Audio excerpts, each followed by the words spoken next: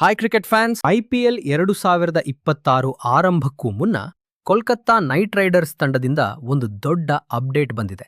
KKR ತಂಡದ ದಿಗ್ಗಜ ಆಟಗಾರ ಆಂಡ್ರೆ ರಸ್ಸೆಲ್ ಕಳೆದ ಐಪಿಎಲ್ ನಂತರ ಆಟಗಾರರಾಗಿ ನಿವೃತ್ತಿ ಘೋಷಿಸಿದ್ದರು. ಆದರೆ ಈಗ ಅವರು ಮತ್ತೆ ತಂಡಕ್ಕೆ ಮರಳಿದ್ದಾರೆ. ಈ ಬಾರಿ ಪವರ್ ಕೋಚ್ ಆಗಿ.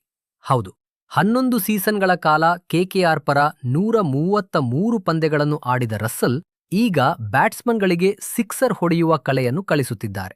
ಮುಂಬೈನ ವಾಂಖೆಡೆ ಸ್ಟೇಡಿಯಂನಲ್ಲಿ ನಡೆದ ನೆಟ್ ಪ್ರಾಕ್ಟೀಸ್ ವೇಳೆ ರಸ್ಸೆಲ್ ಬ್ಯಾಟ್ಸ್ಮನ್ಗಳಿಗೆ ಶಾಟ್ಗಳು ಹೇಗೆ ಹೊಡೆಯಬೇಕು ಎಂದು ತೋರಿಸುತ್ತಿದ್ದರು.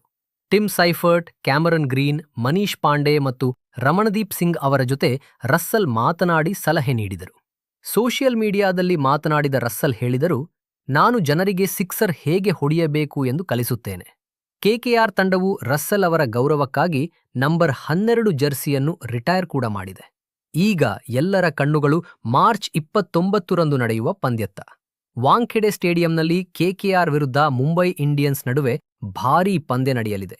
ಹೀಗಾಗಿ ರಸ್ಸೆಲ್ ಪವರ್ ಕೋಚ್ ಆಗಿ ಬಂದ ನಂತರ ಕೆಕೆಆರ್ ಬ್ಯಾಟಿಂಗ್ ಇನ್ನಷ್ಟು ಸ್ಫೋಟಕವಾಗುತ್ತದೆಯೇ? ನಿಮ್ಮ ಅಭಿಪ್ರಾಯವನ್ನು ಕಾಮೆಂಟ್ನಲ್ಲಿ ತಿಳಿಸಿ. For more cricket information, please subscribe my channel.